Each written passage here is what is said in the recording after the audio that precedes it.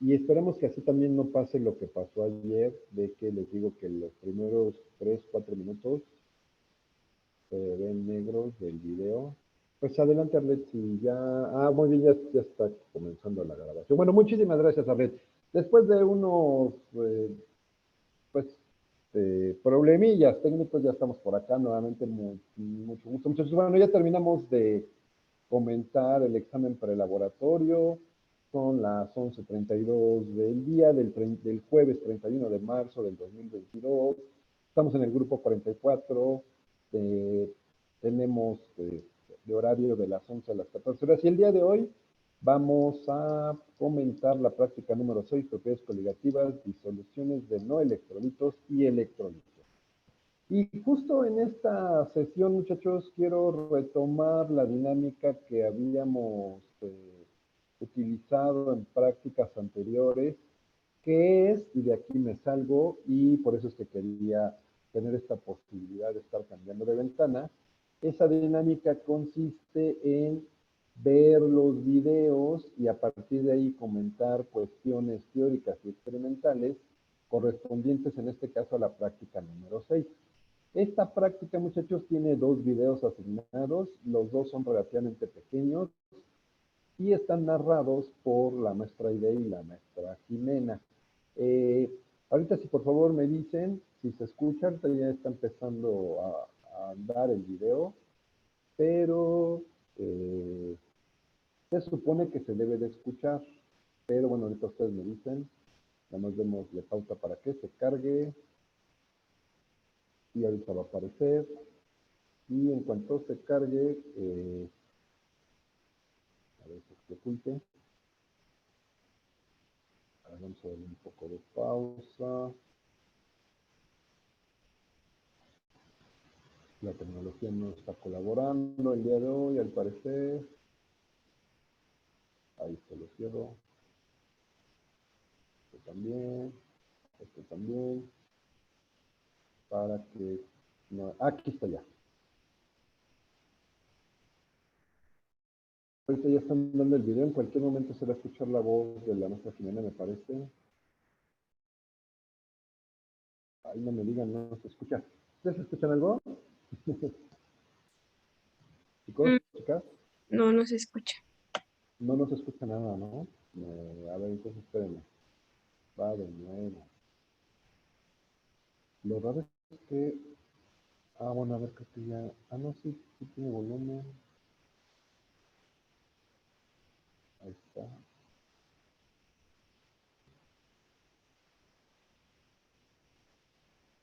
No se escucha, ¿verdad? A ver, déjenme adelantarlo porque aquí ya... Sí, no se escucha porque aquí ya se estaría escuchando algo. Bueno, a ver, entonces déjenme hacer rápidamente otra prueba porque aquí yo los tengo, los he descargado.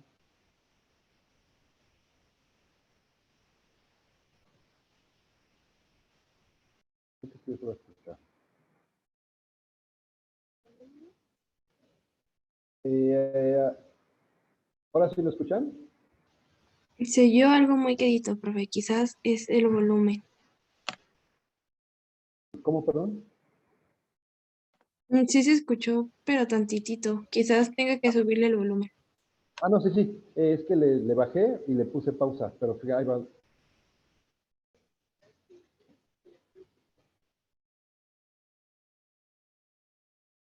¿Ahí sí se escuchó? No, no se escucha. Ah, ¿no se escucha?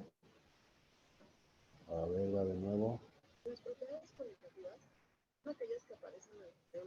Ya se escuchó, profe. Ya se escucha. ¿No se escucha todavía? Ya, pero poquito. Ya quedito, pero se escucha. Ah, ok. Bueno, a ver, le voy a subir todo.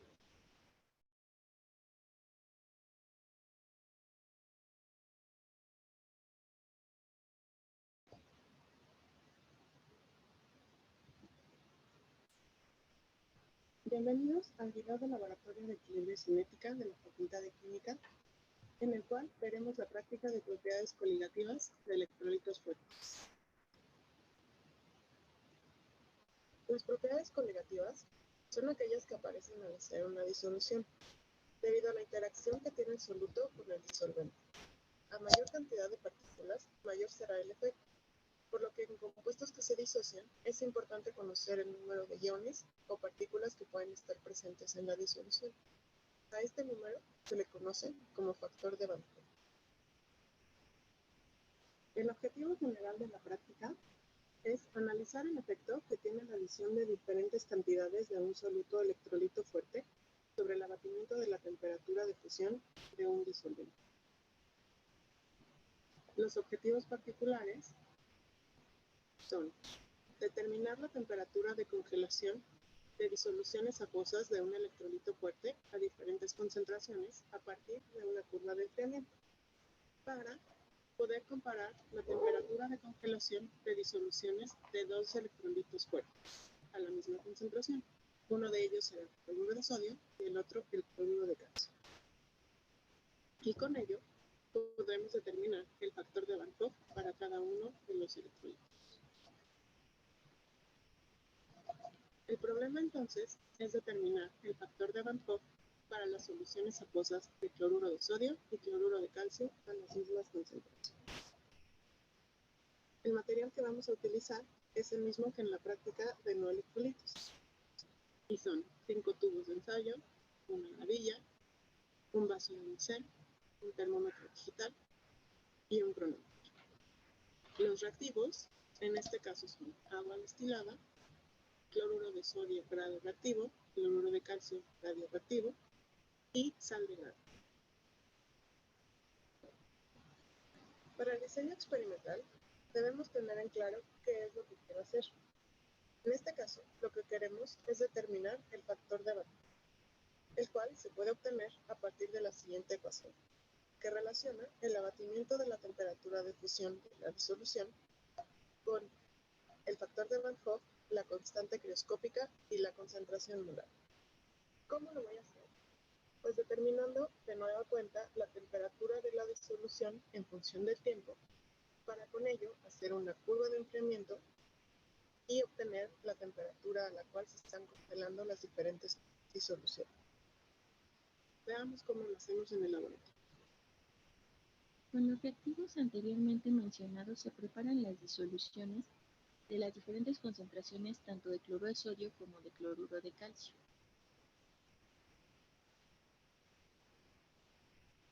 Ya que se tienen listas las disoluciones de cloruro de calcio, haremos las mediciones de la temperatura de la disolución en función del tiempo.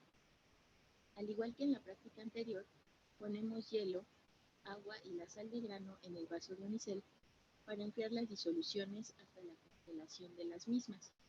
De nuevo hacemos primero el tubo con el disolvente puro, es decir, el agua destilada, que dejamos enfriar hasta alcanzar la temperatura de fusión y ver que se esté formando el hielo para poder tomar esta temperatura como la de fusión del agua, además de ver que permanezca constante en el tiempo.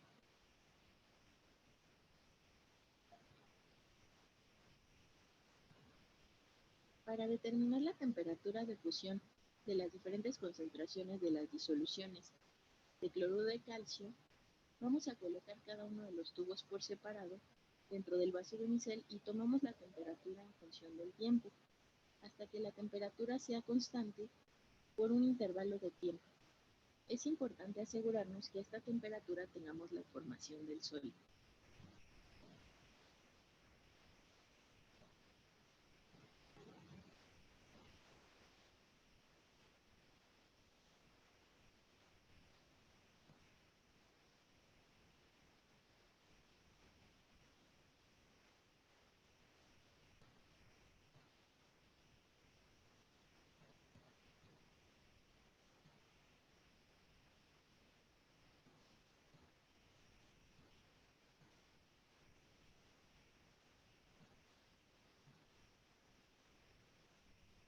Realizamos el mismo procedimiento con las disoluciones de cloruro de sodio para determinar la temperatura de fusión de las diferentes concentraciones y poder hacer los cálculos correspondientes.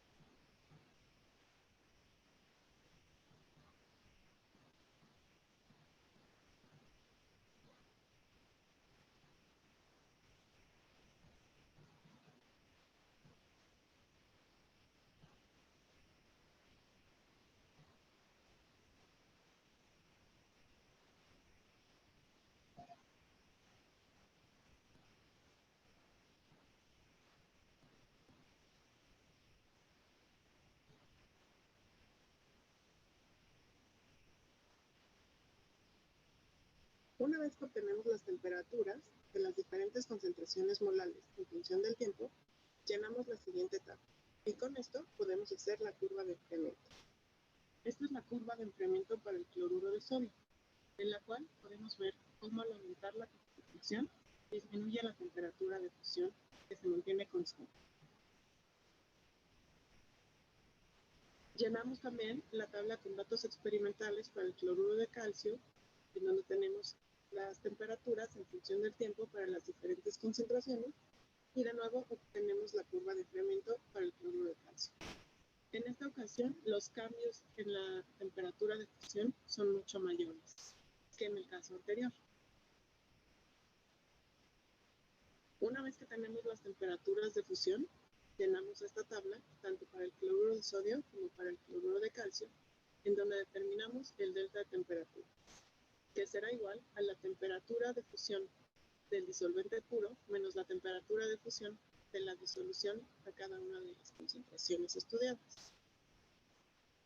Con estos datos, hacemos la siguiente gráfica de delta de temperatura en función de la molaridad.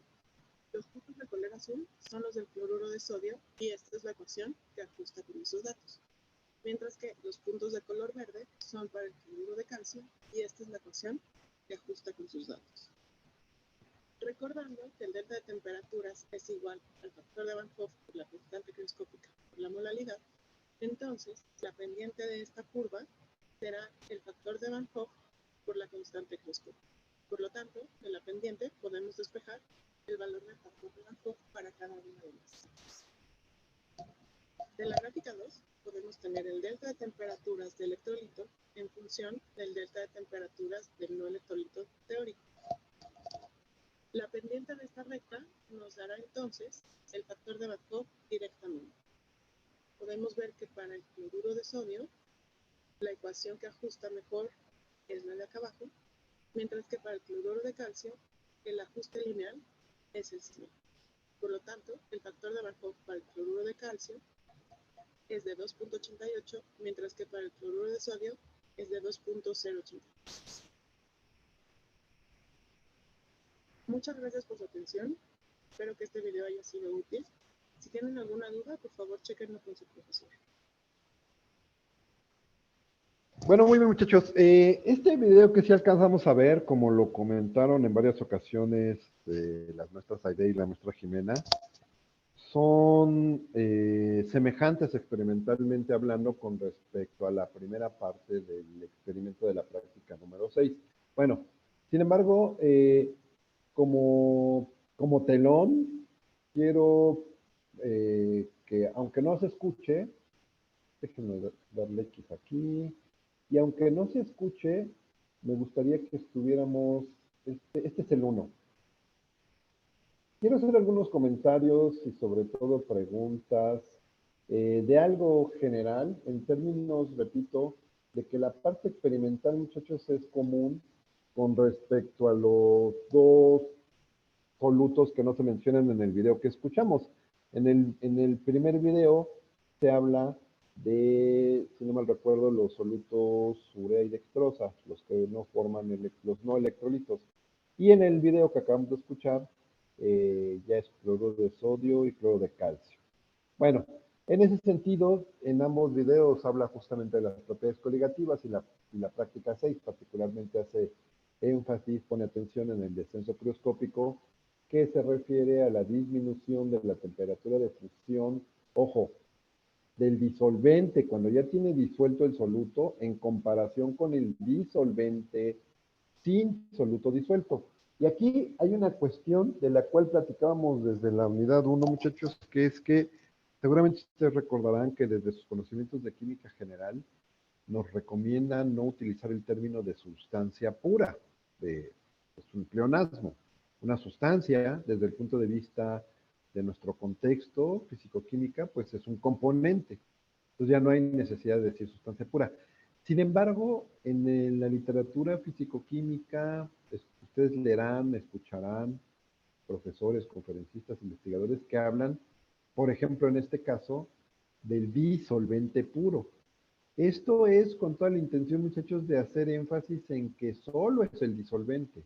de que no tiene disuelto soluto. O por otro lado, del soluto puro, en donde solamente tenemos al soluto correspondiente.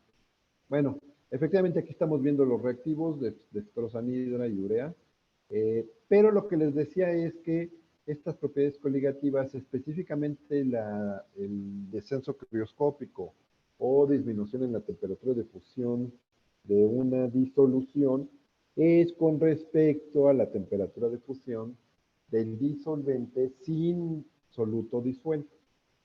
Y así como en el video que escuchamos, que es, en realidad, primera y segunda parte es relativo, porque se podrían hacer primero los electrolitos y después los no electrolitos.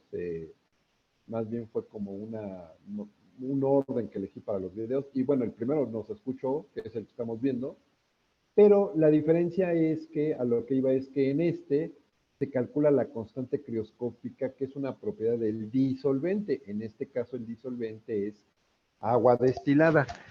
Y a propósito de eso, se habla de agua destilada, muchachos, nuevamente haciendo énfasis experimental en que solo tiene agua, solo es un componente.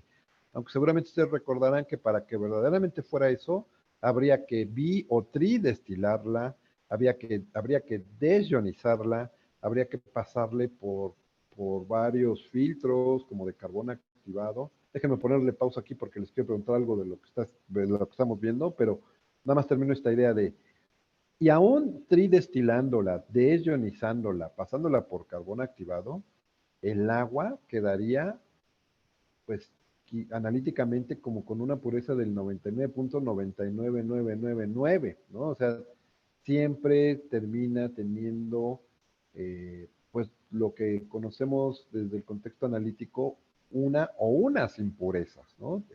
En realidad, la idea de pureza, muchachos, la idea de pureza al 100% es una idea ideal, experimentalmente hablando. Y la idea de pureza, experimentalmente hablando, es una idea que está relacionada con el método de purificación.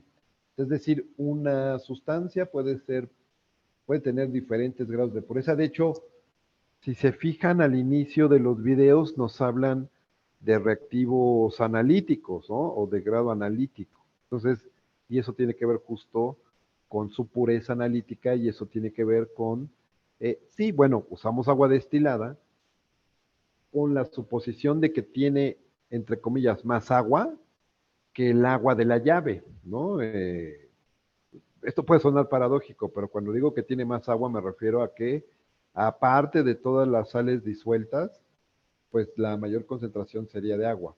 En el caso del agua destilada, en el caso del agua de la llave, seguro que tiene muchas más sales disueltas que el agua destilada. Incluso el agua destilada que venden, no sé si se han dado cuenta, pero en los supermercados venden agua destilada que es para usarse para la plancha, justo para que la plancha no se tape, ¿no? Bueno, regresando al video, y ahora sí le pongo pausa, y regresando a los dos videos en realidad, primera pregunta, ¿por qué le agrega sal de grano al vaso de unicel que tiene hielos, la maestra Aide? ¿Por qué hace lo que acabamos de ver? Para favorecer el Bueno, enfriamiento. Ay, perdona. ¿Para favorecer qué, perdón? El enfriamiento. Sí, ¿de qué manera? bueno, según yo, también aquí se aprovecharía una propiedad microscópica que sería el descenso de la presión vapor. Sí, bueno, en realidad se está utilizando, sí, una propiedad coligativa, pero es la misma que estamos estudiando en la práctica 6, que es el descenso de la temperatura de fusión. Y porque, bueno, ciertamente, como comentas, compañero, cuando agregamos un soluto a un disolvente, no solo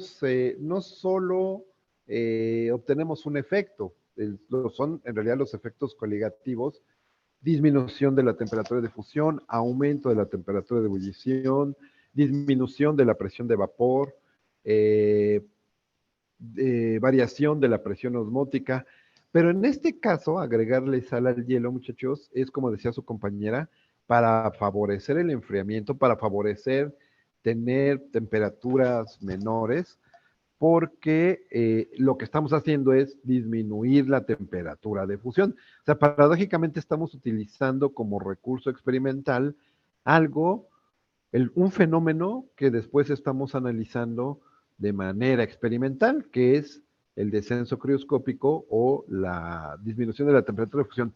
No sé si alguna vez han visto, muchachos, pero esta es una técnica pues que se utiliza en la elaboración de los helados. Al hielo que se utiliza para hacer helado se le agrega sal de grano, así como en este caso vemos que la maestra Aide le agrega sal de grano al vaso con hielos, justo para tener temperaturas más bajas que solo con hielo. Y además, para que esas temperaturas más bajas, para que el hielo se funda, se tarde más en fundir, porque necesita fundirse a una temperatura menor, porque disminuimos la temperatura de fusión. Bueno, por otro lado, hay algo que mencionan en ambos videos y que tanto en este que no tiene sonido, que no alcanzamos a oír, ustedes lo pueden checar. eh, Seguramente vieron los videos para prepararse rumbo al examen prelaboratorio. De cualquier manera, chéquenlo. Los videos los hemos estado viendo en la semana, entonces ahorita seguramente fue un problema técnico por el navegador, pero el primer video también se escucha como el segundo. Y tanto en el primero como en el segundo, muchachos, repito, la diferencia es el soluto que se está utilizando. Se habla de, en la parte de, ya estamos viendo experimentalmente, en la parte de hacer una curva de enfriamiento, se habla que se obtiene una temperatura constante durante un intervalo de tiempo. La pregunta sería, solamente lo mencionan como un intervalo de tiempo. La pregunta sería, experimentalmente, imagínense que están en un equipo, en laboratorio, y entonces tienen que decidir cuánto tiempo tiene que durar esa temperatura constante. ¿Qué tiempo le darían? ¿Un minuto, 10 minutos, 10 segundos, media hora? ¿Qué tiempo, es decir, qué tiempo esperarían a que la temperatura permanezca constante? 10 a 15 minutos. ¿Ok? ¿Alguien más? Ya su compañera puso 10 a 15 minutos. ¿Quién más? Otro intervalo de tiempo. De 1 minuto a 5 minutos, porque si no habría sobreenfriamientos. Esperamos demasiado, ¿no? ¿De cuánto? ¿De 1 a 5? Sí, de 1 a 5. Ok. Ya tenemos de 10 a 15 y de 1 a 5. ¿A alguien más? Yo digo que 5 minutos. 5 minutos, ok. Una más.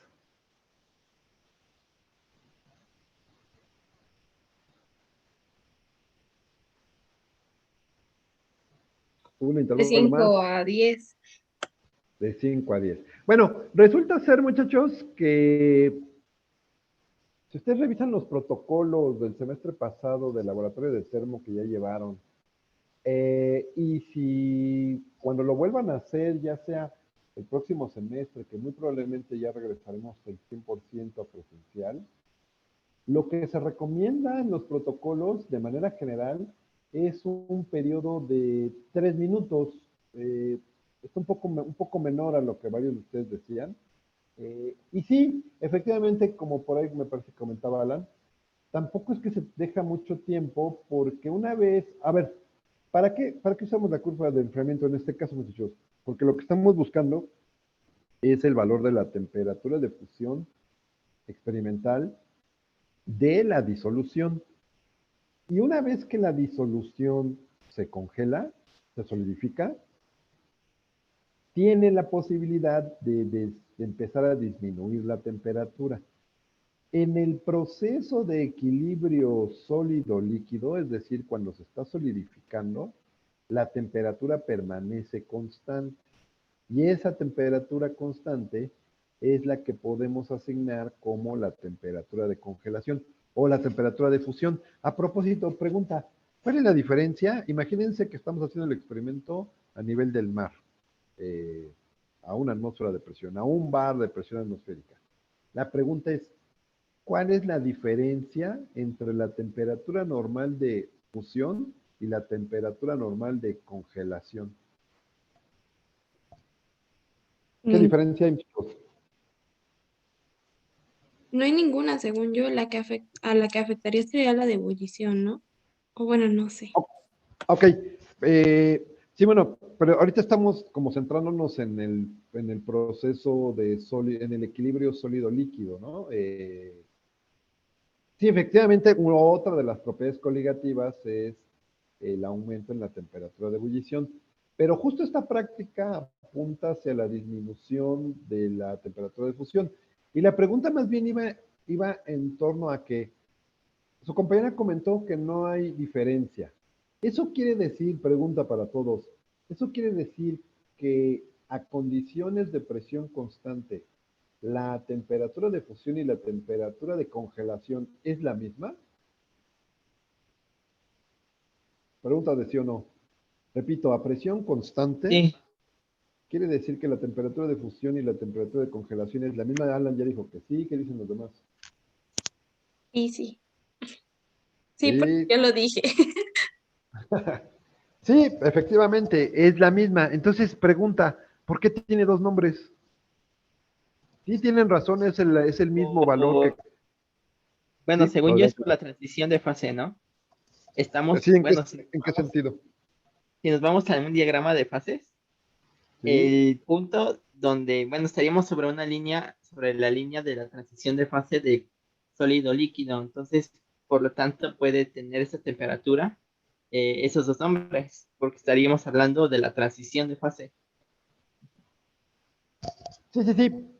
Yo nada más le agregaría, estamos hablando de la transición de fase y depende de cómo estemos analizando esa transición de fase. A ver, a propósito de que laboratorios de equilibrio y cinética y de que están en el contexto de la fisicoquímica, muchachos, recordar que la energía transferida en forma de calor para que se lleve a cabo un cambio de fase es un delta H de transición. Esto seguramente lo vieron en su clase de equilibrio y cinética de teoría.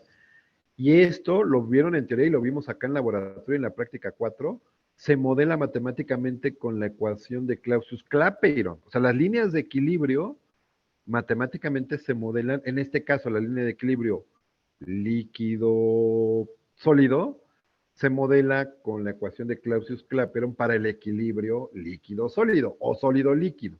Bueno, en el mundo físico-químico, en el contexto físico-químico, tenemos esas dos posibilidades de nombrarlo, porque temperatura de fusión estaría haciendo referencia a que se libere energía en forma de calor sensible para que el líquido se congele.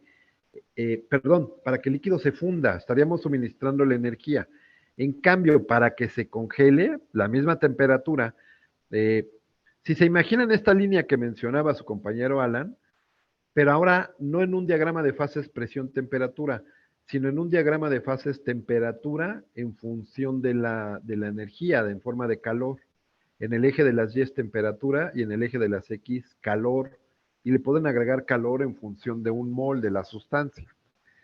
En ese diagrama, muchachos, que seguramente lo vieron en su clase de termodinámica, las líneas de equilibrio, en este caso sólido-líquido, son líneas horizontales. Y el estado termodinámico que tendríamos a la derecha de esa línea horizontal es el sólido y el estado termodinámico que tendríamos perdón, el estado termodinámico que tendríamos a la izquierda sería sólido y el que tendríamos a la derecha sería líquido. Entre el estado termodinámico sólido y el estado termodinámico líquido, si vamos de izquierda a derecha, es que el sólido se está fundiendo. Y aunque yo les sigo suministrando energía, de hecho, esto, muchachos, forma parte de lo que vieron el semestre pasado, aunque yo les sigo suministrando energía en forma de calor, la temperatura permanece constante. Y esa temperatura, cuyo valor depende de la presión atmosférica, porque como ya lo vimos por acá en laboratorio y en teoría de equilibrio cinética, depende de la presión atmosférica porque al final el cambio de fase, ahora sí, tiene que ver con, como comentaba por ahí su compañero Alan, también con la presión de vapor, ¿no? Bueno, pero el punto es que, y con esto concluyo, se puede llamar temperatura de fusión y temperatura de congelación porque es el mismo equilibrio, solo que en una hace énfasis a que le estoy suministrando energía en forma de calor, y si es calor a presión constante es delta H, de transición de fase, delta H de fusión, y voy de sólido a líquido, pero si le estoy quitando energía en forma de calor a presión constante, pues sería el delta H de congelación, que va de líquido a sólido. Pero aunque es un proceso, vean ustedes que depende de cómo lea o vea o analice el proceso, la temperatura es la misma, ¿no? Ok. Después viene otro detalle experimental que aparece en esta parte del video, e independientemente de que no se escuche, fíjense, después de esto, dura muy poquito, aquí está, miren. Es más, hasta le pongo pausa. Observen el interior del tubo de ensayo. Obsérvenlo. Y después, observen lo que hace la maestra Aide.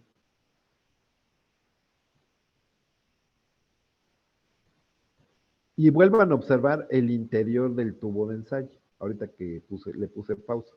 Pregunta, dos preguntas. ¿Por qué le pega? ¿Por qué le pega? ¿Por qué cree que le pega el tubo de ensayo? Es una técnica para favorecer la cristalización, ¿no? Bueno, es que al bajar el punto, bueno, la temperatura, empiezan a Ajá. formar cristales. Según yo, el golpe es para eso, para favorecer la cristalización, pero no estoy segura. Sí, bueno, sí tienes razón. De hecho, en este caso, esto tiene que ver con algo que también platicábamos en la práctica número 2, en donde ustedes, si se acuerdan, procesaron datos de temperatura y de volumen al cual se disolvía una sal, un soluto, nitrato de potasio, y una temperatura a la cual se volvía a formar el precipitado. Efectivamente, si ustedes observan, y por eso les pedía y le ponía pausa al video, si ustedes observan, antes de que le pegue, justo ahorita va a aparecer. Ahí está. Ahí. Ustedes observen cómo, incluso observen cómo con la mano con la que está sosteniendo el tubo de ensayo está moviendo el termómetro.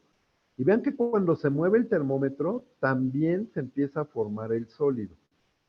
Le pega y si, aunque no podríamos decir al 100% que se solidifica completamente, lo que sí es cierto es lo que comenta su compañera.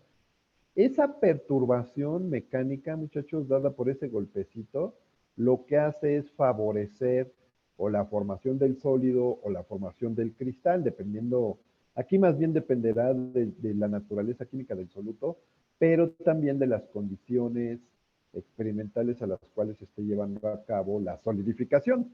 Porque si ustedes recuerdan, para que cristalice una sal, tengo que tener mucho más cuidado en el control de la temperatura. En cambio, en este caso, lo que estamos haciendo es, lo que está mostrando en esta parte del video, muchachos, es la elaboración de la curva de enfriamiento. En ese sentido, no nos interesaría tanto cristalizar agua, sino más bien llevarla a fase sólida. Pero el punto es, efectivamente, como decía su compañera, que ese golpecito, el propósito que tiene es favorecer la solidificación de la disolución. No perder de vista que en esta parte ya estamos haciendo la curva de enfriamiento con las disoluciones. De hecho, ahí creo que se alcanza a ver la concentración y según no veo, si no veo mal, dice 1 molar, porque como se ve M mayúscula, ¿no? ¿Cómo se llama ese estado termodinámico en el cual se encuentra la disolución líquida y después de darle el golpecito ya se solidifica? Ahí está, miren. Ahí se alcanza a ver, y esto ustedes lo pueden repetir cuantas veces quieran con el video, pero seguramente ahí alcanzan a ver donde tengo el cursor, cómo se ve una parte que ya se solidificó de la disolución y en la parte superior una parte de la fase líquida de la disolución. Vean cómo cuando se mueve el termómetro, se alcanza a ver cómo, ahí le pongo pausa, mueve el termómetro con la misma mano que tiene agarrado el tubo de ensayo, y se solidifica más. Y un segundo después le da un golpecito y todavía se solidifica más. ¿Cómo se llama ese estado físico-químico, ese estado termodinámico? Bueno, es un estado metastable, ¿no? Pasa de un estado, el golpecito es la energía que hace que pase de ese estado metastable al estado más estable. Exactamente, y ese estado metaestable, muchachos, alguien de ustedes ya lo ha mencionado, creo, no es nada más ni nada menos que un líquido subenfriado. Ayer, a la misma hora que con ustedes, tengo también laboratorio en modalidad no presencial con otro grupo, y también vine aquí al laboratorio 102 a dar la clase. Bueno, antes de que empezara mi clase, aquí estaba en el laboratorio justo la maestra Aide dando clase presencial. Y aproveché para preguntarle si se acordaba de cuando hizo este video. Estos videos los hicimos en el 2020, muchachos, como por julio del 2020. Ahora sí ya se escuchó. Bueno, ya seguimos platicando. Bueno, y les digo, me la encontré y le pregunté, oye, ¿te acuerdas cuando hiciste el video? Porque ya tiene 2 años casi. Y me dijo, sí, y justo le pregunté esta parte porque todo esto que les estoy preguntando, yo tenía la suposición de que, déjenme volver a adelantarlo, de que ella se dio cuenta cuando, porque fíjense, saca el tubo creo que aquí es, saca el tubo, ahora ya que se escucha, saca el tubo, creo que es después de este tubo, sí, es después de este, es en este. El tubo está sumergido en una mezcla de hielo, sal y agua. Es después de este, porque cada uno de estos muestra una concentración diferente. Aquí ya se ve totalmente solidificado. Pero el que estamos comentando es este, me parece ahorita que el que va a mostrar.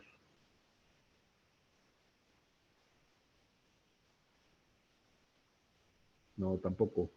Es este. Entonces le preguntaba a la maestra Aide, ¿te acuerdas de esta parte en donde estás haciendo la curva de enfriamiento y de repente sacas uno de los tubos a una concentración, lo ves, bueno, se supone que lo está viendo, no se alcanza a ver que lo está viendo, y le digo, y le das un golpecito y se solidifica. Y me dice, sí, me acuerdo, y le digo, oye, ¿y lo hiciste porque pensaste justo esto que acabamos de comentar?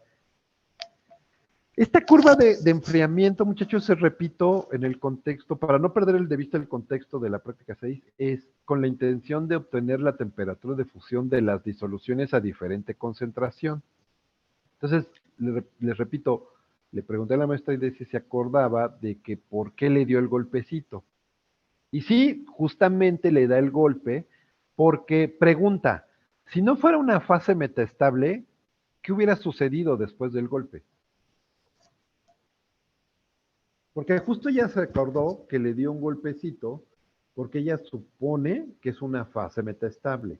Entonces la nueva pregunta sería, si no fuera una fase metaestable y le da el golpecito, ¿qué hubiéramos visto? ¿Qué tendría que haber pasado experimentalmente hablando, macroscópicamente hablando? ¿Se hubiera roto el hielo? No. Pues no, Sí, adelante. Pues nada, ¿o sí? ¿Cómo, perdón? Yo digo que no ocurriría. Exactamente, si no fuera una fase metaestable, querría decir que el líquido es una fase estable a esa temperatura, de tal manera que, ejemplo, ustedes denle un golpecito a un vaso con agua a la temperatura ambiente y no le pasa nada. O sea, bueno, macroscópicamente no hay cambio. En cambio, vaya la redundancia, en este caso, cuando le da el golpecito, debido a que es una fase metaestable, y ahorita va a aparecer, ahí está. De verdad, esta práctica, a propósito de que estoy tanto repitiendo esto, muchachos, porque esto es una cuestión que después, y la siguiente pregunta sería, ¿y esto cómo se ve gráficamente? Bueno, este es el tipo de cosas, muchachos, que hace que termina desarrollando su habilidad para observar. Y no hay que observarlo de manera presencial, uno lo puede estar observando en videos una y otra vez. De hecho, la ventaja de tener un video de esto es poder estarlo regresando y regresando y regresando. Porque si uno está haciendo el experimento y está chacoteando, chismoseando, pensando en otras cosas, uno a veces no se da cuenta de estas cosas. Ya ahora que regresamos a presencial, me he dado cuenta, porque luego les pregunto a sus compañeros, esto que les pregunto a ustedes y que tenemos la oportunidad de estarlo regresando, les digo, oye, ¿se dieron cuenta de que pasó esto? No, pues lástima porque ya pasó, ¿no? O habría que repetir el experimento, pero chequen, regresar a presencial, sí, claro, implica regresar a cotorrear con los cuates, lo que sea, pero también es regresar a poner atención en estos detalles. Entonces regreso a la pregunta. Si este líquido no fuera un líquido subenfriado, es decir, una fase metaestable, una fase líquida metaestable, cuando le da el golpecito, seguiría estando en fase líquida. Cuando le da el golpecito, se solidifica justo porque es una fase metaestable. Al sólido ya no le pasa nada porque el sólido ya está en una fase estable. De hecho, muchachos, la disolución o el disolvente sin soluto disuelto a ciertas temperaturas, y esto lo platicamos en la práctica 4 o en la obtención de un diagrama de fases, cada fase, muchachos, tiene un conjunto de temperaturas y presiones en donde está estable. Pero seguramente en su clase de teoría, si ya vieron la unidad 3, seguramente vieron un diagrama de fases que es el diagrama de fases de potencial químico en función de la temperatura. Ahorita vamos a ver uno después de comentar estos videos. En ese diagrama de fases, muchachos, se pueden observar gráficamente las fases metaestables, como en el caso concreto, un líquido subenfriado. Bueno, entonces en ese sentido, y bueno, ya el resto del video pues es parecido. Aquí repito, la diferencia es que en un video se utilizan los solutos con los cuales se obtiene un no electrolito, y en el otro video se trabajan con solutos que se obtienen electrolitos.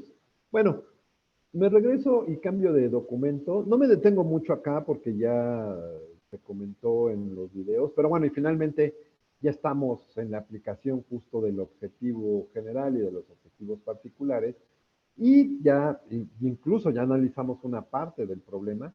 Ya lo que sigue tiene que ver con algo que mencionan las profesoras al final de cada video, que es, bueno, ya la parte de los cálculos y las cuestiones más específicas, pues lo verán en sus respectivos grupos, ¿no? Como lo estamos viendo ahora. Y esto tiene que ver con algo que se conecta de manera concreta con la semana pasada, práctica número 5, disoluciones y sus formas de representar su concentración, muchachos, que es específicamente el criterio de la naturaleza química del soluto para clasificar a las disoluciones en electrolitos y no electrolitos. Aquí lo nuevo, lo que tendría que ver propiamente con la práctica 6, es lo que está en el recuadro amarillo, muchachos. Esto que es la frase verdadera de la frase falsa que estaba en el prelaboratorio. Los efectos coligativos observados son siempre mayores en las disoluciones de electrolitos debido a la disociación, formación de iones en disolución, que ya lo comentaba su compañero. Habría que agregarle, que añadir que la formación de especies cargadas también implica mayor interacción soluto-soluto-soluto disolvente. Bueno, las propiedades coligativas, que también ya comentábamos, no es que se manifieste una solamente. Lo que sí es cierto es que dependiendo del sistema, dependiendo de la disolución, una de estas propiedades coligativas predominará o se le dará mayor atención, pero en realidad cuando en una disolución acuosa tenemos un soluto disuelto en un disolvente, podemos experimentalmente reconocer tanto el abatimiento del punto de fusión como el aumento del punto de ebullición y el abatimiento de la presión de vapor. Si hacemos otro experimento con esa misma disolución, podemos también cuantificar la variación de la presión osmótica. Bueno, y en ese sentido, ahora sí entrando ya a la parte más teórica de la parte experimental que ya estuvimos revisando y que ya nos narró la maestra Ida y la maestra Jimena. Repito, si no me han visto los videos, chéquenlos, véanlos. La idea es de que ustedes antes de hacer el prelaboratorio le echen un ojo tanto a los videos que ya están pegados ahí en Moodle como al protocolo. Y bueno, experimentalmente se ha encontrado que la disminución de la temperatura de fusión de un disolvente es directamente proporcional a la cantidad de soluto agregado, y esta cantidad de soluto agregado yo le añadiría, conectado con la práctica número 5 de la semana pasada, pues lo cuantificamos con un tipo de concentración. pero además depende de su propia naturaleza química cuando la presión es constante. Esto es clave, muchachos, porque si lo conectamos con lo que vimos de los videos, esta presión constante pues es la presión atmosférica del laboratorio, que a propósito de que lunes y, no es cierto, viernes tengo por acá el laboratorio de equilibrio y cinética presencial, les puedo decir que la presión atmosférica de este laboratorio aproximadamente es como de 77.900 pascales. Esto aproximadamente es como de 0.7 atmósferas. Esa es la presión constante, de tal manera que matemáticamente, muchachos, tenemos que la variación o el delta T de fusión del disolvente es directamente proporcional al soluto, repito, tanto en su concentración como en su naturaleza química. Para quitar este símbolo de proporcionalidad agregamos una constante de proporcionalidad que tiene un origen matemático cierto, pero que también tiene una interpretación físico-química, y eso se lo da su nombre. Esa K, subíndice F, se llama la constante crioscópica, que hace referencia a la naturaleza química del disolvente, en este caso, agua destilada. De tal manera que el abatimiento de la temperatura de fusión, muchachos, del disolvente con un soluto disuelto es igual a la constante crioscópica multiplicada por la concentración del soluto. El delta T de fusión, muchachos, se entiende como la temperatura de fusión del disolvente puro, como lo mencionan en la literatura, pero ese de disolvente puro también lo pueden pensar como el disolvente sin soluto disuelto, puro disolvente, ¿no? Ahora sí que es puro porque hay puro disolvente, menos la temperatura de fusión de la disolución, es decir, el mismo disolvente, pero ahora con soluto disuelto. Y esto es igual a la constante crioscópica por la cantidad de soluto agregado, generalmente en molalidad. Bueno, y aquí está el diagrama de fases que les decía, que esto seguramente ya lo vieron en teoría. Es un diagrama de fases de potencial químico en función de la temperatura. De sus clases de teoría, muchachos, recordarán que la parcial del potencial químico con respecto a la temperatura es una derivada parcial negativa. Y eso gráficamente se representa con una pendiente negativa. Vean cómo esta que estoy recorriendo con el puntero sería la línea de la fase sólida. Vean el cruce con la otra línea también de pendiente negativa, más negativa, cuya línea está más ancha que la de la fase sólida, es la del disolvente líquido. Entonces aquí tenemos el disolvente sólido y el disolvente líquido. Cuando se dice disolvente es porque es sin soluto disuelto. Bueno, pues el cruce de estas dos líneas, de la fase sólida y de la fase líquida del disolvente, es justamente la línea, el punto de equilibrio. Si lo leemos de izquierda a derecha, sería el punto de equilibrio de sólido a líquido, o sería el proceso de fusión, porque se está fundiendo el sólido en el líquido. Entonces, eso tiene que ver justo, bueno, y debido a eso, le asignamos el nombre de temperatura de fusión. Pero es la temperatura de fusión, repito, del disolvente sin soluto. Cuando le agregamos soluto, vean lo que sucede, muchachos. La disolución es acuosa, de tal manera que recordar la clase pasada, la semana pasada, veíamos una tabla de estado de agregación de la disolución, estado de agregación del disolvente y estado de agregación del soluto. Y veíamos que quien establece el estado de agregación es el disolvente. ¿Por qué? Porque está en mayor proporción. Por eso es de que cuando yo hago una disolución acuosa con el disolvente líquido que está representado en este diagrama de fases de potencial químico en función de temperatura, vean lo que le sucede a su potencial químico. Es decir, su potencial químico lo pueden imaginar como el valor en el cual cruza esta línea punteada o esta línea más gordita con el eje vertical. Esa sería una referencia con respecto al potencial químico. Bueno, lo que podemos ver gráficamente es que la línea punteada está por debajo del disolvente líquido. ¿Por qué? Porque la disolución acuosa es el disolvente ya con el soluto disuelto. Eso trae como consecuencia, muchachos, aquí lo podemos ver gráficamente, que la línea punteada cuando cruza con la línea de la fase sólida, quiere decir que esa coordenada, ese cruce, ese vértice, es el estado termodinámico de equilibrio. ¿Qué equilibrio? Pues si lo leemos otra vez de izquierda a derecha, sería el equilibrio sólido-líquido. Es decir, en esta coordenada donde tengo el cursor, sería el proceso de fusión. Y por lo tanto, si trasladamos esa coordenada al eje horizontal, es la temperatura de fusión, pero ojo, de la disolución acuosa.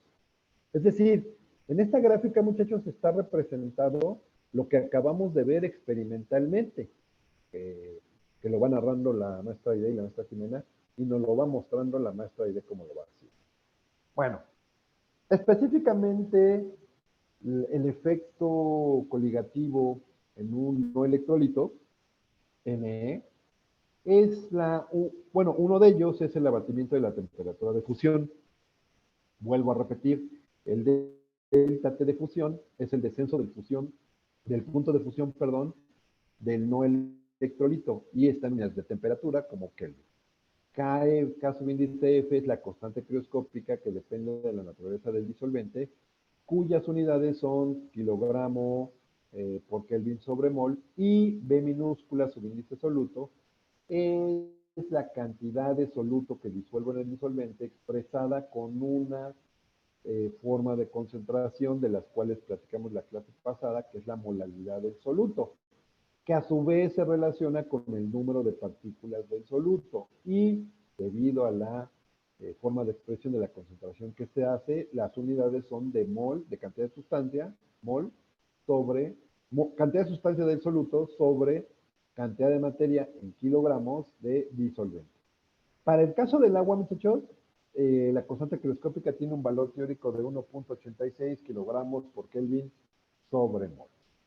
Y aquí aparece lo que ya mencionaban varios de ustedes. Según la teoría de Renyi sobre la disociación de electrolitos y el factor de Van Hoff, tenemos el siguiente hecho. Imagínense que tenemos un sólido, que incluso le podemos llamar, seguramente, tal vez sus profes de inorgánica le llaman así, sólidos inorgánicos, o por lo menos sólidos iónicos, perdón, que tienen una naturaleza tal que al disolverse en agua, forman partículas cargadas. Ojo, muchachos, con los coeficientes estequiométricos de las partículas cargadas, si se fijan, se obtienen de la relación cuantitativa que hay entre A y B mayúscula en fase sólida, como el sólido iónico. Hacemos una pequeña tabla de variación de especies al inicio y al equilibrio, y podemos asignar, fíjense cómo X y Y mayúscula, los coeficientes estequiométricos de los productos de esta ecuación química, están representados por esta letra griega nu, que es igual a X más Y, que no es otra cosa más que el número nominal de partículas disociadas. Y aquí, ya lo mencionaban ustedes, cuando yo disuelvo un soluto que va a producir un electrolito, aumenta la cantidad o la concentración, si ya lo pensamos en términos de un volumen determinado, aumentan la cantidad o concentración de partículas disociadas. Y por el otro lado, otra situación que seguramente ya vieron en teoría, en la unidad 2, es el grado de disociación, que es la fracción de partículas disociadas con respecto al total. Porque como vimos en la práctica número 2, muchachos, a propósito del laboratorio de equilibrio y cinética, hay sólidos iónicos, como el nitrato de potasio, que son poco solubles. Y eso entre comillas, pongamos, de poco solubles, ¿no? Al final, bueno, su solubilidad tiene que ver o está influenciada por la temperatura, es lo que veíamos en aquella ocasión, en la práctica 2, pero a lo que voy es que ese grado de disociación es una manera de cuantificar la fracción de las partículas que se disocian con respecto al total, y el total pues es el sólido sin disolverse. Bueno, pues aparece entonces el factor de Van Hoff, que es el cociente del número real de partículas presentes en la disolución entre el número de partículas sin disociar. Y ese número de partículas sin disociar, muchachos, chicos, chicas, desde el punto de vista experimental macroscópico, se asocia con la concentración inicial de ¿quién? Pues del sólido que estoy disolviendo como soluto que estoy disolviendo en un disolvente. Vean ustedes que hasta en la parte inferior de la diapositiva, el factor de Van Hoff, muchachos, está expresado ya con las concentraciones al equilibrio, ¿no? Finalmente, no perder de vista, hay diferentes estados termodinámicos entre el inicio y el equilibrio, pero al equilibrio podemos establecer que el número real de partículas presentes en la disolución es igual a la concentración inicial por 1 menos alfa más el coeficiente estequiométrico de una de las partículas disociadas por alfa por concentración inicial más el coeficiente estequiométrico de la otra partícula disociada, Y mayúscula, por alfa por concentración inicial. Ojo, ¿de quién es la concentración inicial? Pues del sólido, del soluto que estoy disolviendo en el disolvente. Factorizo la concentración inicial, factorizo y rearreglo de tal manera que el factor de Van Hoff nos queda como 1 menos alfa más alfa por nu. Y recordar que nu es el número nominal de partículas disociadas. Bueno, y ese grado de disociación, muchachos, alfa, que también está relacionado con el factor de Van Hoff y con nu, que es el número de partículas obtenidas en la disociación, es un criterio que se utiliza, bueno, esta ecuación, muchachos, que está en fondo amarillo en la esquina superior izquierda, me ayuda a construir el criterio de que si el factor de Van Hoff I minúscula es menor que nu, entonces el electrolito es débil, y entonces alfa, el grado de disociación, está entre 0, es mayor a 0 pero menor a 1. Está entre 0 y el 100%.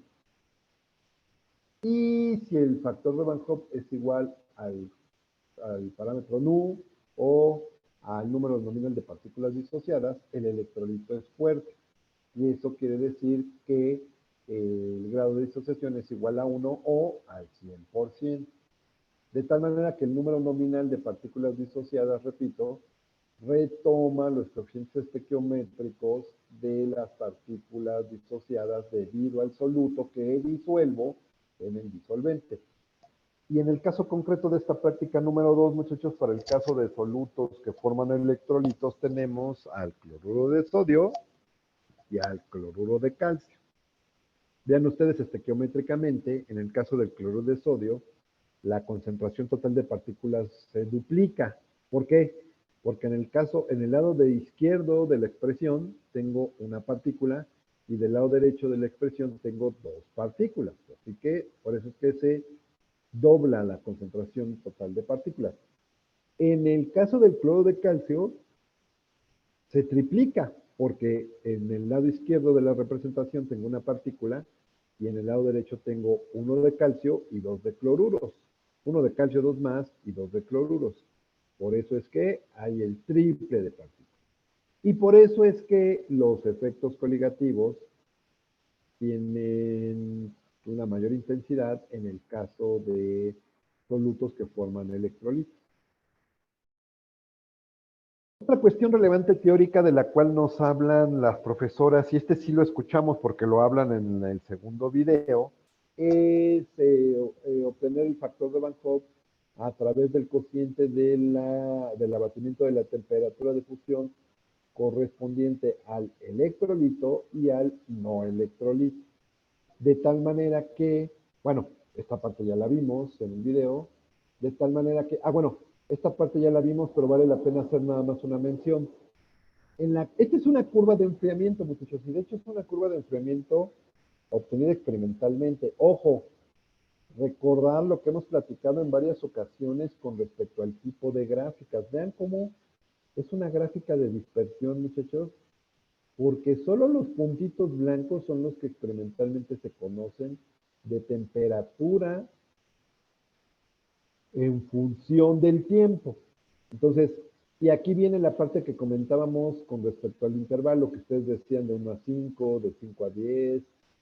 Aproximadamente, repito, los protocolos recomiendan un intervalo de 3 minutos. Si durante 3 minutos permanece constante la temperatura, yo puedo asignar, como está aquí representado, que ahí se llevó a cabo el equilibrio líquido sólido. Recordar de sus conocimientos de teoría de equilibrio y cinética, práctica número 3, pero también de sus conocimientos de termo, específicamente práctica número 8 del laboratorio de termo, que durante el cambio de fase, durante el equilibrio de cambio de fase, la temperatura permanece constante. Y esa es una temperatura de transición. En este caso, como va de sólido a líquido, que la transición se llama fusión, y por eso es que le llamamos temperatura de fusión. Pero una vez que llega al estado termodinámico sólido, y que es una fase estable, muchachos, si yo le sigo dando tiempo al sistema, el sistema se puede seguir enfriando. Y en este caso el sistema es una disolución. Por eso es que cuando ustedes hagan una curva de enfriamiento experimental, pueden encontrar este comportamiento. De hecho, esta gráfica, repito, está hecha con datos hechos aquí en el laboratorio 102. Bueno, y ya casi por último, las dos gráficas que se hacen en esta práctica, de las cuales ustedes van a procesar los datos y van a elaborar las gráficas correspondientes, son, uno, la determinación de la constante crioscópica del agua a partir de los datos de los solutos que forman no electrolitos, y entonces ustedes tienen la disminución de la disminución de la temperatura de fusión para un soluto que forma un no electrolito, y tienen las diferentes concentraciones de ese soluto que forma un no electrolito, de tal manera que se puede hacer una gráfica como la de la esquina inferior izquierda, de delta T de fusión de no electrolito en función de la concentración molal del soluto.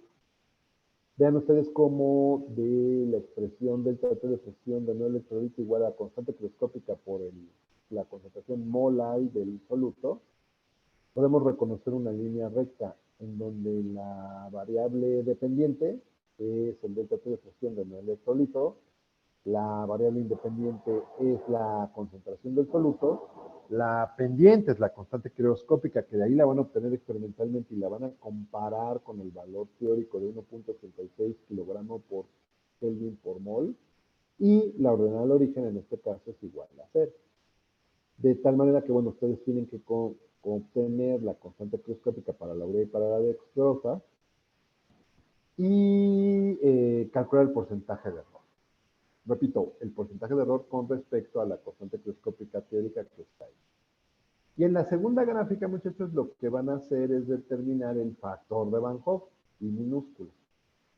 Nuevamente tenemos ahora el abatimiento de la temperatura de fusión, pero ahora para el electrolito, y tenemos que eso es equivalente al producto del factor de Van Hoff, y minúscula, por el abatimiento de la temperatura de fusión del no electrolito. De hecho, si se fijan, de hecho yo la leí ya reordenando la expresión, pero si la vemos al revés, o sea, si vamos de derecha a izquierda, si tenemos que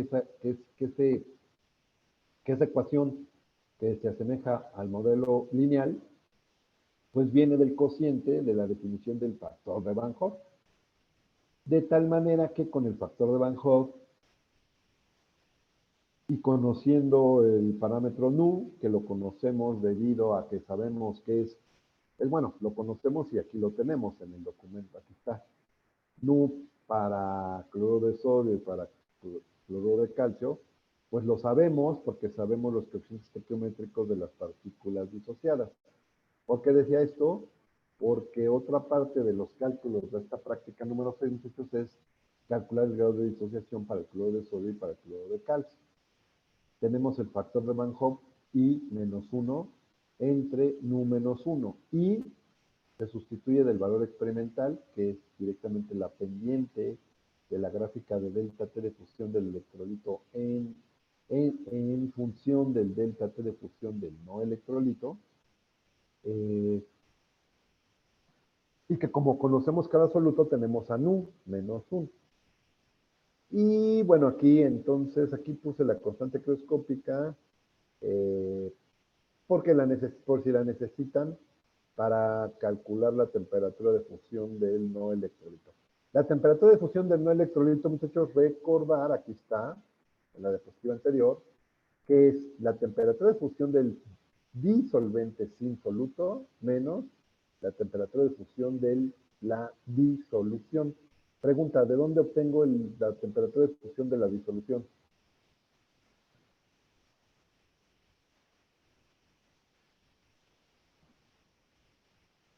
¿De dónde obtengo ese dato experimental?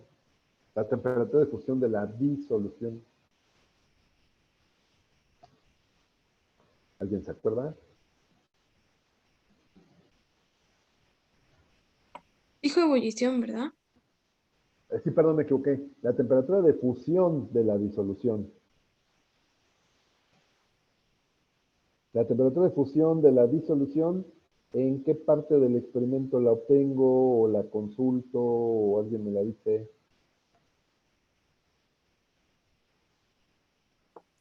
Se obtiene cuando disminuimos la temperatura. Sí, Cuando disminuimos la temperatura, ¿en qué parte?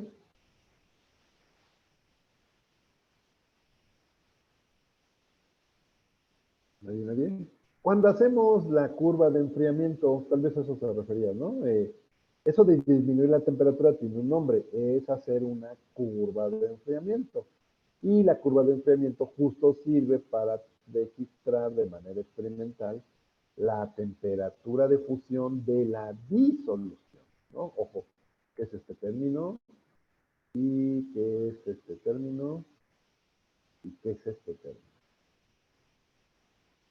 Ok, ahí hay un aviso. Bueno, déjenme salir de aquí. Déjenme salir de aquí, ahorita digo el aviso. Pero quiero... Ah, sí, ya sé. Me voy directamente a la carpeta de Dropbox, del grupo 44, sesión 9, práctica 6. Y en la carpeta de Dropbox, muchachos, ya tienen el documento que acabo de mostrar, de los referentes teóricos. Perdón, de la parte experimental también tiene un poco y también de los cálculos, pero también van a encontrar pues la guía para hacer el informe del escrito de la práctica 6 en archivo editable. Bueno, aquí nada más quiero comentar que, bueno, pues están los datos a procesar, está la concentración en la primera columna, molal, concentración molal, y en la segunda columna está la temperatura en grados Celsius. Son 4 tablas porque son 4 solutos. Entonces, con esos datos ustedes ya pueden hacer las 3 tablas que les pido que hagan. Sí. Y bueno, después viene la... Ah, bueno, esta es parte del análisis de resultados. Según yo... ¿O me faltó? Ah, no sé, aquí está. Bueno, en el análisis de resultados, pues hacen los correspondientes cálculos. La descripción del sistema termodinámico, las conclusiones, los residuos y la bibliografía. Bueno, ahora sí regreso acá. Ah, bueno, ¿alguna duda de esto? Del documento guía para hacer la práctica 6. ¿Dudas? ¿Preguntas? ¿Nada? Ah, bueno, ¿por qué entonces? Ahora sí me regreso para acá y les doy el aviso. De hecho, yo creo que ustedes ya sabían, porque está el calendario ahí de la primera sesión. La próxima clase, el jueves 7 de abril, sesión 10, eh, es nuestra tercera sesión de exposiciones. Bueno, si se van a la página de Moodle, muchachos, me voy a ir hasta arriba. Bueno, en nuestra página de Moodle, como ustedes ya saben, tenemos la carpeta de Dropbox, la carpeta de libros, una tabla de propiedades termodinámicas, las listas oficiales y los acumulados de calificaciones y la información relativa a la práctica 1, 2, 3, 4, 5, 6. Bueno, ya apareció la de las 7. Bueno, hasta abajo tenemos la segunda sesión de exposiciones, semestre 2022, parcial 1, semestre 22, y aquí está Está hasta abajo, por eso se los quiero mostrar. Tercera sesión de exposiciones, semestre 2022. Si ustedes le dan un clic al PDF del grupo 44, ahí como en las dos pasadas ocasiones, lo que se van a encontrar es los temas que hay que preparar para la exposición. Y ya una vez que lo tengan, suben su material de apoyo en este espacio. Máximo el miércoles 6 de abril del 2022. Ok, entonces ese es el aviso, checar Moodle. Y bueno, dejemos aquí el video y comentamos cualquier otra cosa. Muchísimas gracias, Karen, por ayudarnos a grabarlo. Y aquí lo podemos dar por terminado, pero nosotros también comentamos algunas cosas con respecto a la práctica. Muchas gracias.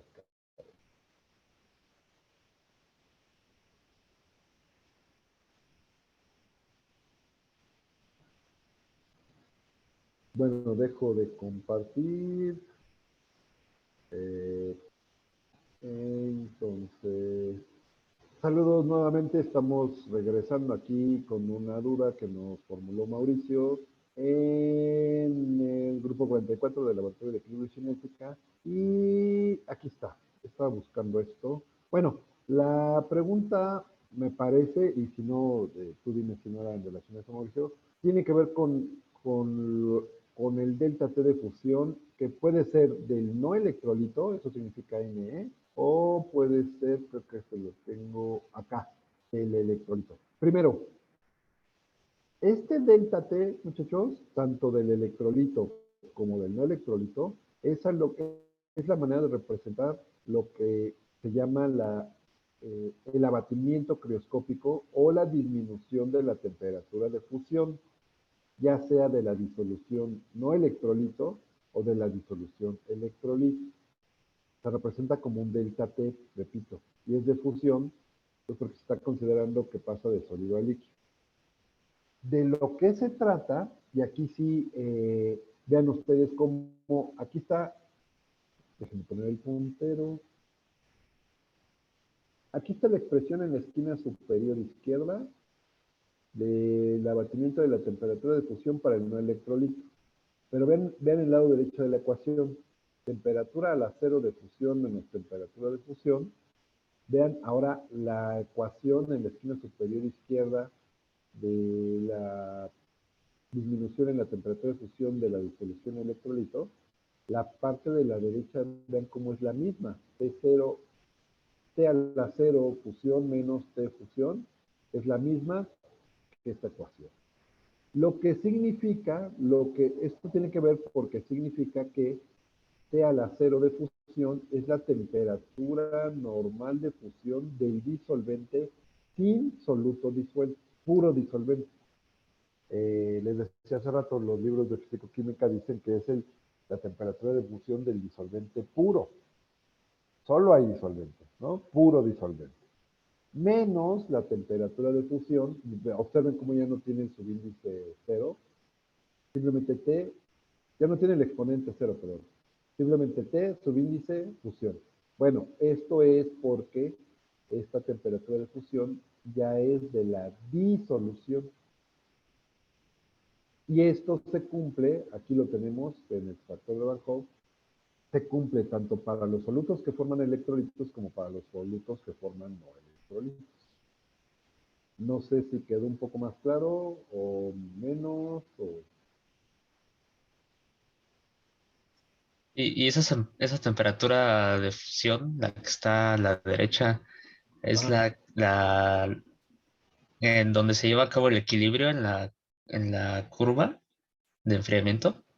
En donde justo ahorita Es puse la que creo curva, que se pero quedó trabada su presentación, profe. es lo que estoy viendo. Y se quedó trabada desde hace rato y nadie me decía nada. Porque yo la estaba cambiando en modalidad de presentación, pero ya nada más nos quedamos viendo la diapositiva de la determinación de la constante crioscópica del agua, ¿no? A ver, creo que ya está destrabando. Pero bueno, mientras voy contestando la pregunta de Mauricio. Sí, esa temperatura de fusión es la temperatura que se mantiene constante durante un intervalo de tiempo y es la que se obtiene debido a la curva de enfriamiento, efectivamente. Y el procedimiento es el mismo, solo que en un caso solo tienes agua destilada y en el otro caso tienes la disolución. Y además tienes la disolución a diferentes temperaturas. Creo que ya se destrabó. A ver, ahora déjenme a ver si se pone en pantalla completa.